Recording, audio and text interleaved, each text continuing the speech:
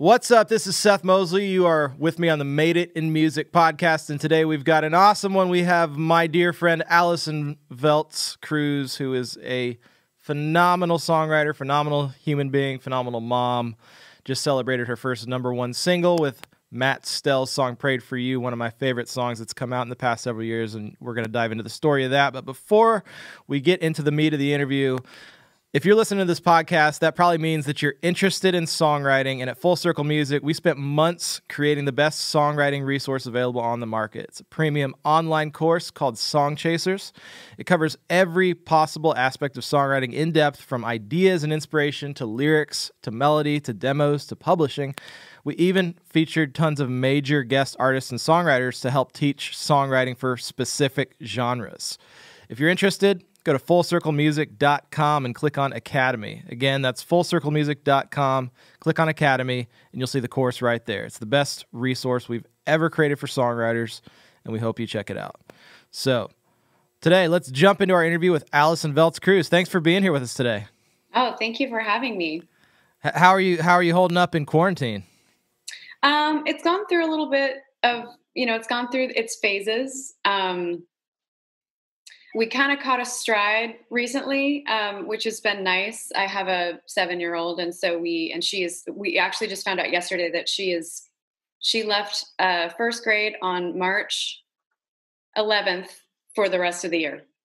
And she's not going back until second grade, it's just interesting. I've gotten kind of into the homeschooling thing, and we're kind of getting into it over here. So it's been honestly a great bonding experience for my family to have all the extra time together. We won't go down this sidebar, but are you guys moving towards homeschooling as a result of this? No. Okay. Fair enough. That's definitely what we're gonna do. No way, really? Yeah, we were kind of sad. My daughter, she's younger, she's 5 years old, and just same deal yesterday. They just announced, hey, you're not going back to school, so she's in pre-K. She doesn't get to have her little pre-K graduation, which is kind of sad, but yeah, we're gonna do something with her friends. And anyway, well, that's the thing. We have an only right now, so the public school situation is just really good for interaction. So we're looking forward to her getting back and playing with other kids and stuff. That's the social interaction's huge. Yeah. Well, speaking of social interaction and homeschool, how did music first inspire you? Great segue. I'll do what I can. How did music first inspire me? Oh my goodness. These are always such interesting questions, because I was just so born into the music situation. I don't really remember the first time I sang. My family was the kind of family that was like harmonizing at breakfast, accidentally, just all throughout. There were always guitars. There were always makeshift. I lived in a bunch of different places, but every single weird place we would live, there was always some makeshift studio with, equipment that updated through the years. And so music genuinely inspiring me rather than just being something that was around my house. I can't remember the moment. It was just always there. I have to say though, maybe just simply harmony in general. I think once I realized that you could sing with someone else a different note and kind of almost bond that way was very inspirational. Musically, I was like, oh, this is me making music. I don't have an instrument, but I'm making a chord with someone else. And I feel like it all started with harmony. And that was, again, just to clarify, you had a family band, right? Is that what you're meaning? Yes. We eventually became a family band. We were always musical, and I say we, but it was really just my parents were very musical. And then we just took, I guess, the show on the road when we went bankrupt and became a band to just make money, which sounds really backwards because most people quit their band to make money. If you need to make money, let me tell you, the last thing you need to do is start a band. But I mean, it was my, I dropped out of high school to do it. And this was my education, was in the music business. That's amazing. So that band actually ended up signing a record deal. Can you tell us a little bit about that? Like how did that turn into a thing? Yeah, we ended up signing to Atlantic out of New York, and I was young, but I got a front row seat to how it all worked, I guess accidentally too. I don't think I knew what I was picking up on until much later, especially now working with artists, because I'm not the one on stage anymore now. I'm just the one behind the scenes. So the personalities and the stress that an artist goes through, being one of, such a large number, even on their own label, trying to compete, am I going to be shelved? And I just understand all those stresses because I was there. And I feel like I'm fortunate to have that seat, so I can have a empathy. Yeah. For that, because it's not easy. Totally. Well, yeah, it's like you said, it's such a backwards thing of like, going bankrupt and then starting a band to make a living. So, I mean, maybe dive a little more into that story, like leading up to you, like what happened sort of between that phase and you moving to Nashville and pursuing it like you are now. Well, eventually I left the band, and that happened. So then I just found myself, honestly, in New York City with no money and no education. And the only thing I knew how to do was music. And so it was like one of those things where, I think a lesson, people give advice like, you try to have no backup plan, even in your mind, have your one goal be just the goal and don't have a backup plan. It's like, I really just out of survival, I didn't have that backup plan either. Even if it wasn't a mind trick. It was like, I didn't have a plan B. Like, it had to be music because it was the only thing I could do. So I ended up in New York City, just working like a ton of jobs, trying to just make it survive. And I ended up getting a job at Ellen's Stardust Diner and as a singing waitress in Times Square. And so there was, I was singing and I was waiting tables and I was pretty bad at it. The waiting tables were like, I have one receipt that I saved where they said worst waitress ever. And I don't think I wasn't mean. I don't know, maybe got scatterbrained or whatever, but that company, Ellen's Stardust Diner, you can be okay and make money and be there. So it kind of leveled me out. And at that point I started, my sister had already moved to Nashville. So I started thinking about Nashville and I wonder what's there for me. And so I started flying myself back and forth and just, but it was just like this weird gravitational pull towards Nashville. There were just things that would pop up, my sister obviously being here was a pull in and of itself, but all these other things, even disconnected from that, would happen. And then I moved here with $40 left. I paid $80 for a one-way ticket. They lost my luggage on January 4th, 2011, and started my Nashville journey. And I had been so used to not knowing what was going to happen and not having any guarantee or any consistency that I was almost perfectly prepped to move to Nashville and pursue a career in music. Yeah. You were resourceful by then and had already been through, I mean, at that point of 2011, I mean, how long had you like, I guess for a living been doing music? I mean, the band obviously was one phase of that, but like, how old were you when you started all that? You fishing for my age, Seth? I'm not. I just want to give people an idea of like, hey, this is, people think, people, you get a number one, it's an overnight success, but yeah, it's overnight, usually over a decade or two or whatever. No, it's true. No, I mean, I was 16 when we became a family band. I was in that band for 10 years, and my family system, I didn't leave it until I was 26. And then I moved here. That was, I'm just, should I just say it? Yeah. Well, I mean, if you want, you don't have to.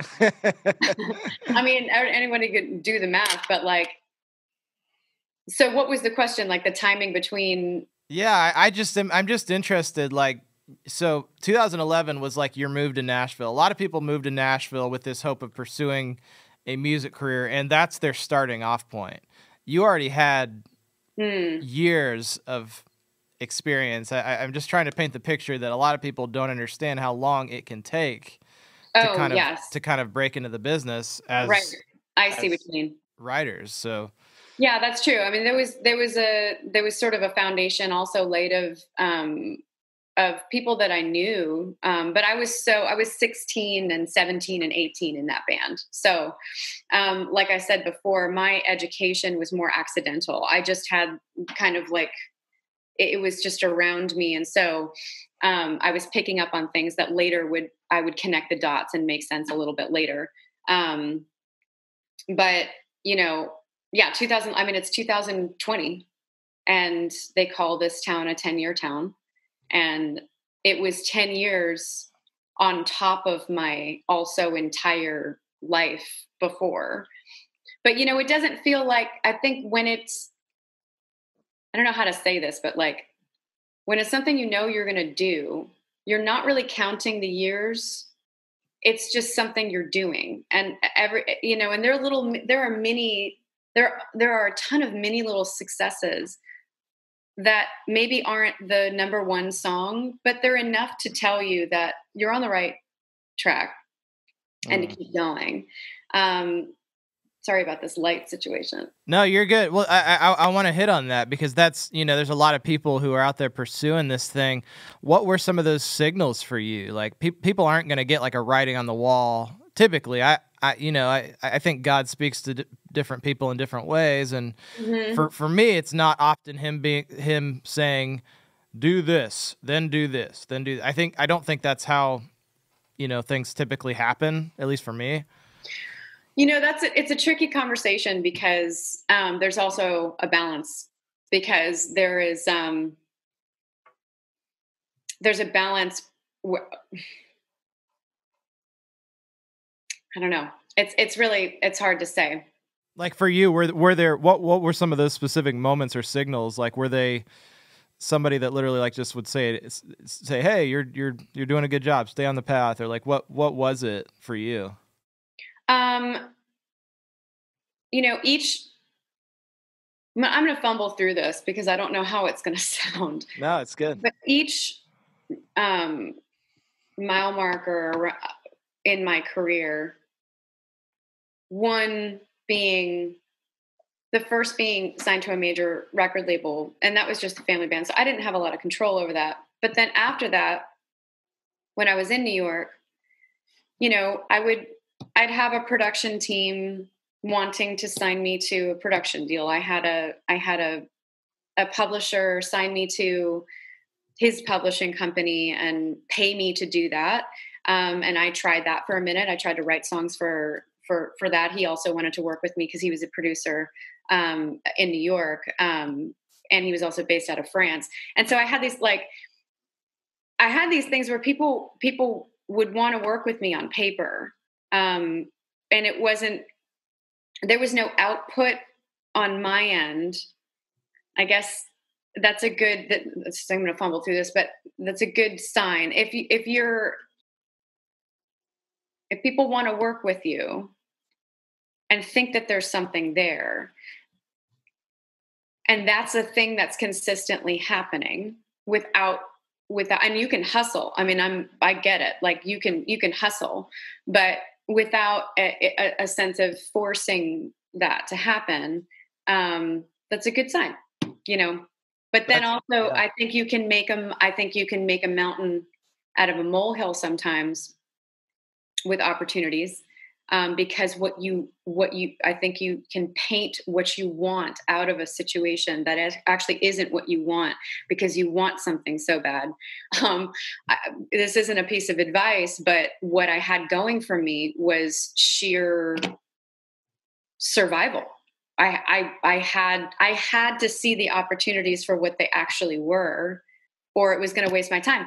If you have a bunch of money, then you can't see the difference between somebody being willing to pay you to work with you. Do you see what I mean by that? Yeah.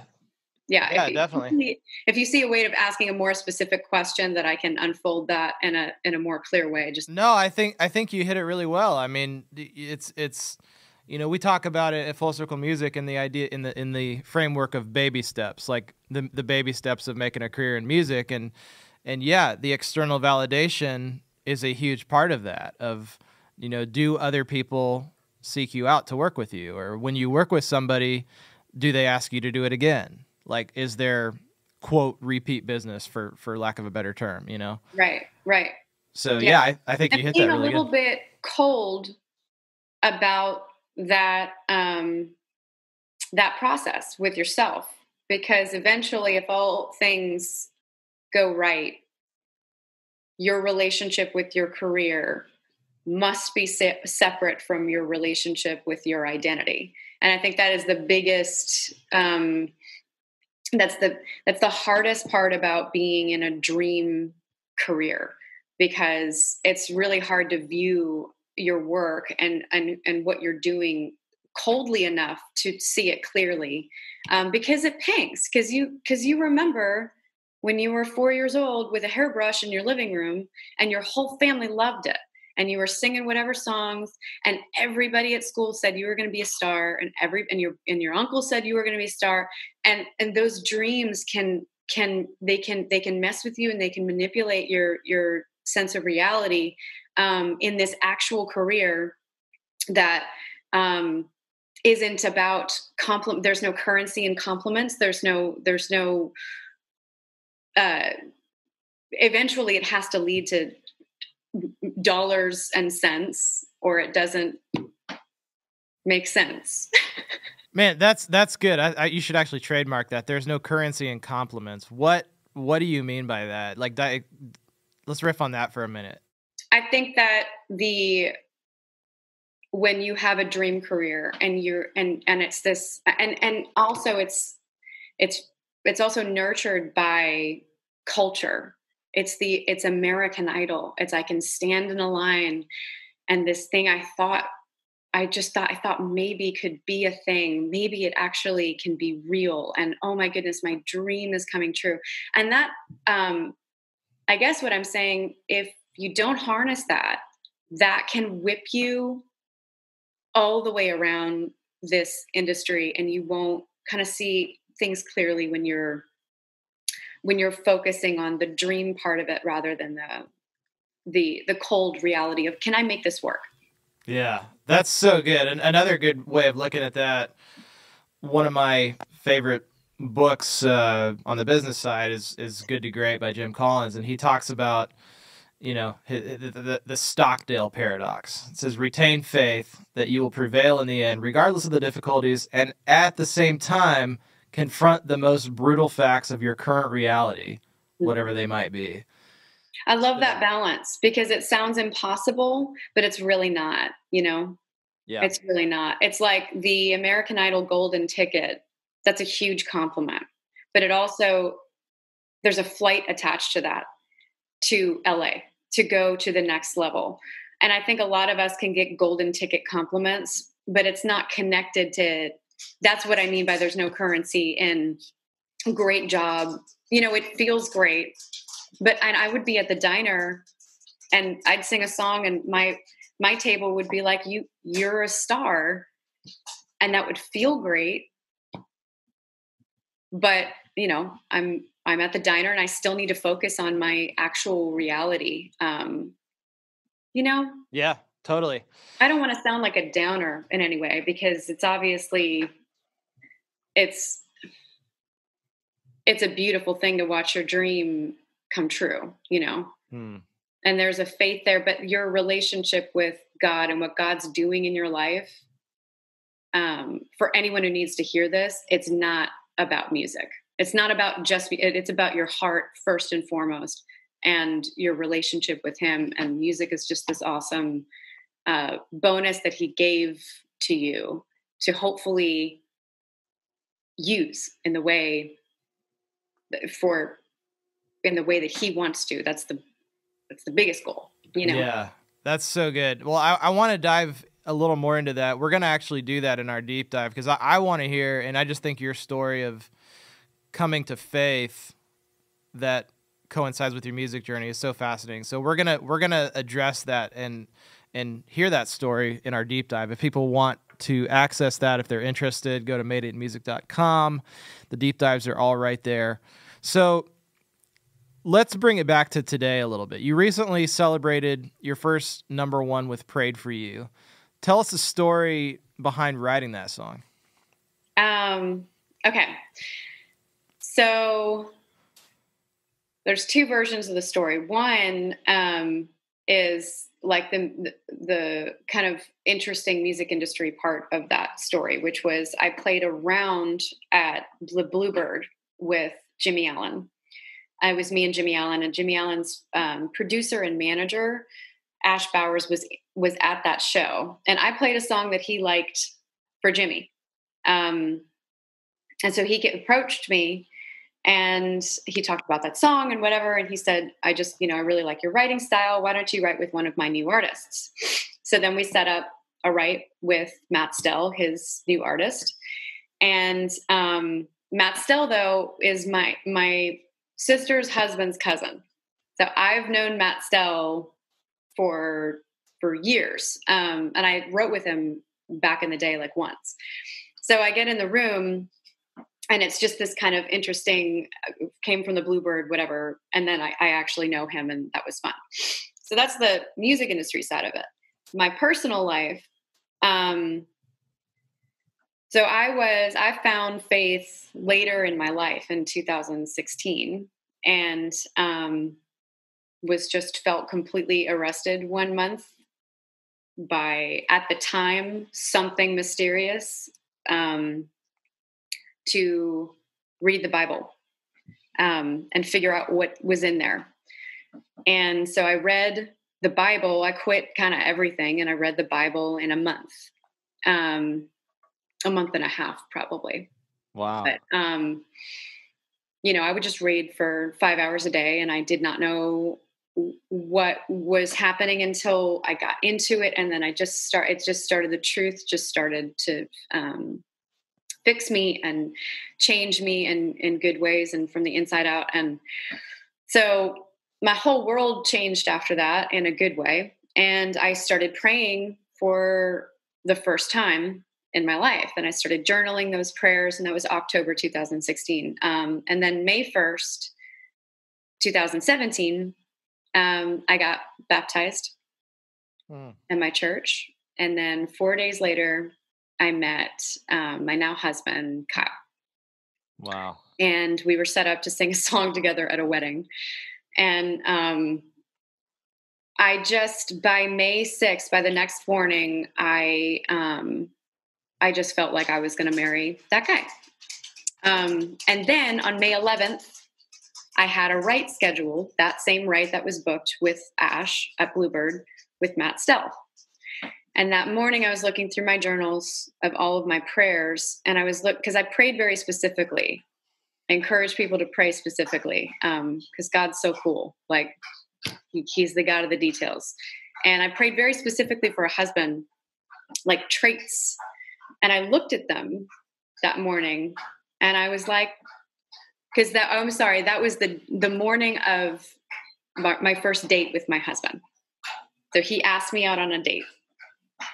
And that was also the morning that I wrote Prayed for You. And I was looking through my journals that morning and I said, this is the dude that you're the one I prayed for you. You're the one. So then I get this like download of like, wow, maybe this is the song today. And I actually have audio of me recording the back half of the chorus, and then kind of like I'm just so obviously crying in the audio. It's really embarrassing. And then I showed up and we wrote that chorus, and I think we all knew what we had, because it just came from it just came from another thing, another place. And I don't know, we just knew that day. Yeah. So good. I love that story. So I love it when songs that come from real raw places. There's a thing I've been saying a lot lately, that people resonate with what's real. Mm-hmm. And so I love that ended up becoming a number one. What was the story of that on the kind of just, I guess, more tactical side? How did that song end up going number one? So he was developing Matt, and he had a bunch of great songs. And I think that they just sort of wanted to, put content out on Matt and just compile these songs that he worked so hard on. And Prayed for You was one of them. And it was like a 5-song or 6-song EP, and they just put it on Spotify. And,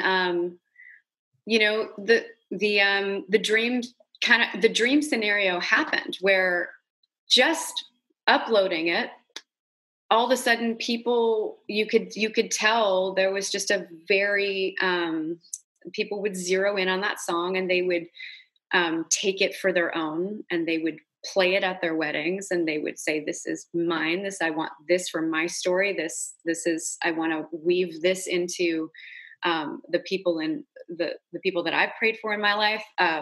Babies. I know that my best friend tried to have a baby for 8 years. And when she first heard the song, because she finally now she has 2 beautiful children, and she first heard the song, it's like, this is what I prayed for. This is the you that I prayed for. And this is the you that I prayed for.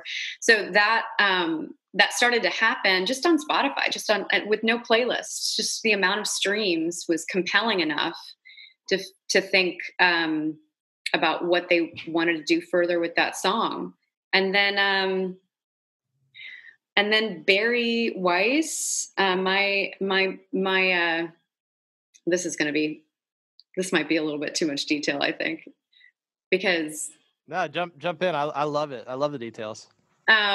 So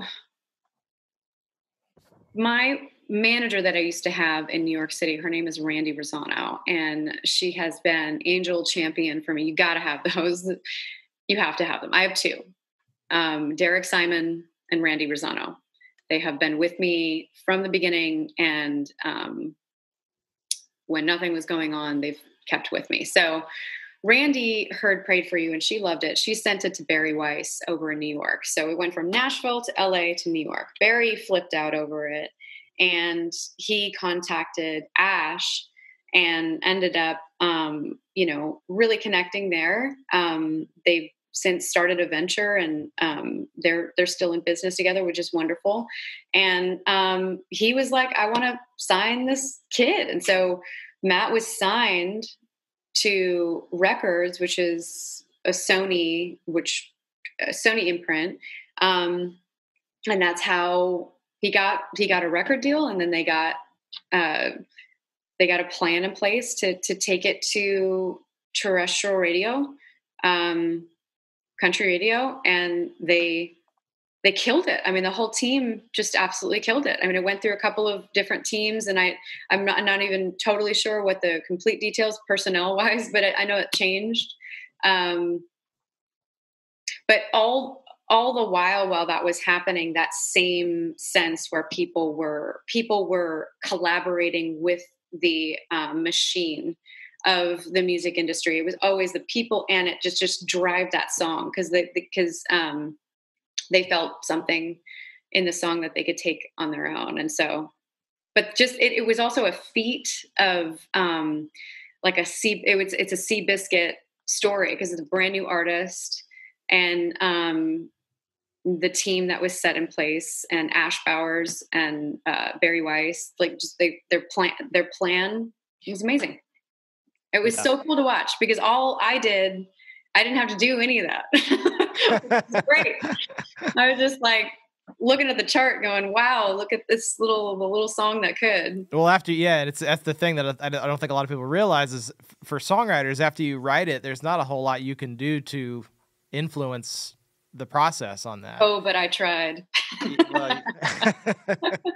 Hey, and if you have any ways that works, feel free to let me know. When I was an artist, I was signed to Blaster Records here in Nashville when I first moved here. And one of my radio regionals, poor thing, ended up to be Matt's radio regional. And so I was like texting him just like for information that he has, like, I have no business asking for. And I was like, oh man, it was fun. I love it. You don't have to influence, but you can sure try. Yeah, you can try. Exactly. Yeah, you can try. Well, I mean, the fact that, it's interesting for me to hear that, Barry Weiss, obviously that's a very good champion to have in your corner. I mean, we're always talking about find your champion, how important that is.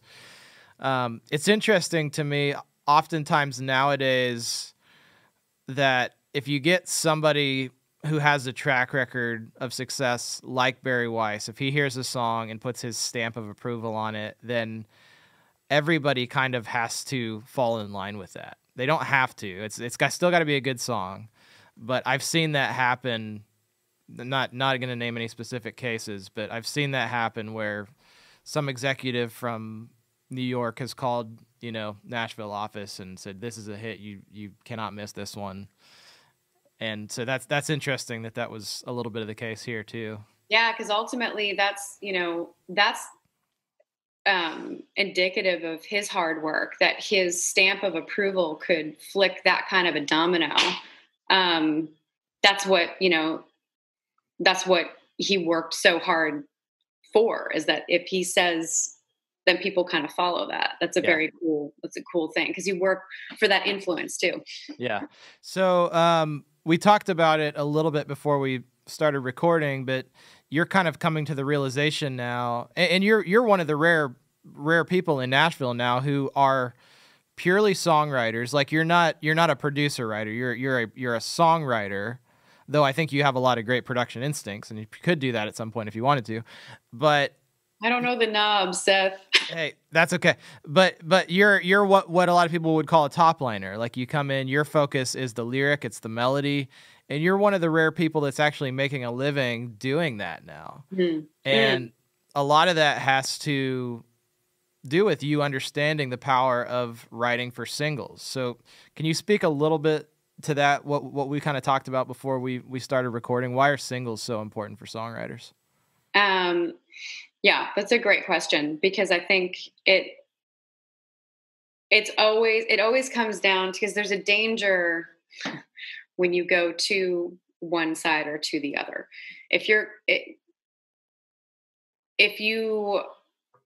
The singles, I'm in the country format. I'm a country songwriter here in Nashville. So there's that. There's just the fact. So then I can look at the format and,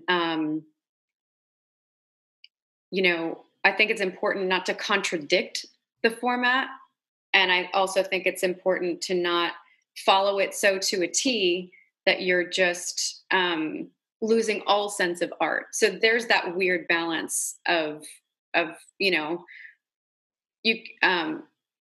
want it to reach multiple people. You want the girl who is dropping off her kids at soccer and it's loud in the back seat to hear a lyric coming through that's obvious enough that it could actually, improve her day, make her feel something, make her smile. But you also don't want to just listen to the radio so much that you're just simply following a formula, unless you want to, and that's cool. But that's the balance I've tried to find, is that if I'm writing a song, I want I want everyone to be able to digest it and feel it. And then, but at the same time, like, I'm going to fumble through this too, because I have a song out right now with a very good friend of mine, Ross Ellis, and it's called By and By. And that song is, to me and to us that day, was just pure art. I mean, we bled that song that day. It was coming from a completely real place. It's his completely real story. And no one in the room was necessarily going, wait a minute, should we structure this chorus to be a little bit more radio friendly? Does it need to be this to be more radio? Nobody was thinking about that, but there was something, and there's something so pure about the song that just that spoke to people enough to have it, be a number one on Sirius XM, and then get him his record deal. And they're going to put it out on country radio. So it's a balance. It's weird. Yeah. Well, I would play the devil's advocate to what you said too, that I think you've done it for so long that we talk about this idea of the hit song formula, and I am actually of the belief that there is one. I think there is one to an extent. I think you, having done it for so long, instinctively do what works. Like you know what works. Like you don't walk in and say, let's make an intro that's 20 minutes long, and then let's start with the chorus, and then we'll sing the chorus 4 times, and then we'll do the bridge. And like you have the sense of formula within you. And then it's, once you've mastered that, that's when the art can kind of kick in. Right. That's a great point. So that's a really great point. Can you talk a little bit about, is there a way, how can songwriters strategically think about writing or targeting singles, if that's even a possibility? I would say, as long as we have radio, which, the rumor mill is, we don't know how much longer, whatever. I don't know how much longer, but as long as we have radio is not Spotify. Radio is radio, and listen to it. That's really just listen with the format you're in, listen to the radio of the format that you're in. And, over and over and over and over again, especially like the sweet spot is you just like it. And that's why you're listening to it. I've listened to the radio by choice my whole life. I love the radio.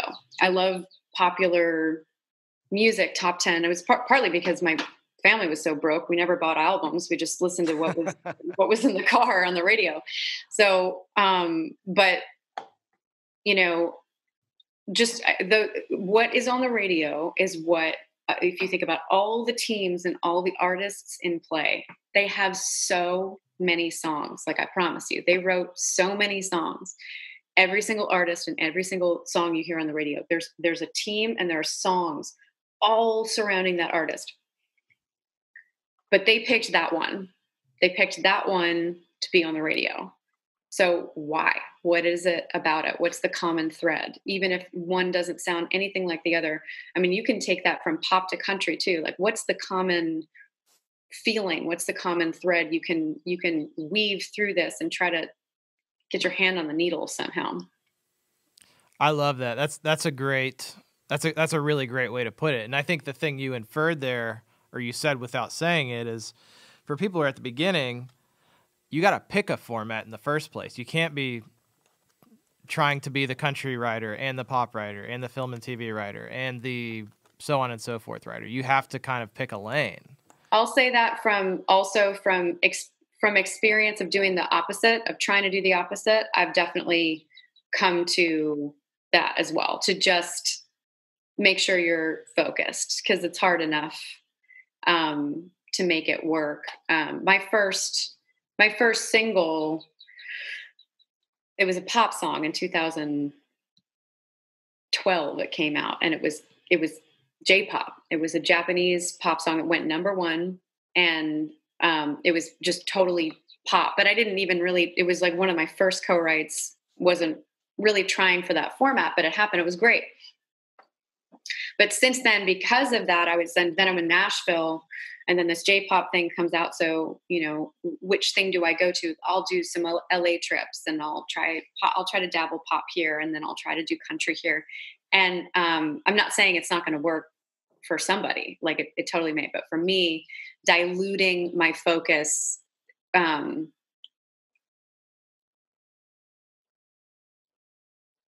I don't know if it slowed the process, because I got a lot of education in the meantime, but diluting the focus was, maybe it did slow the process. Sure. Because once I decided to focus on country, just country, things started rolling.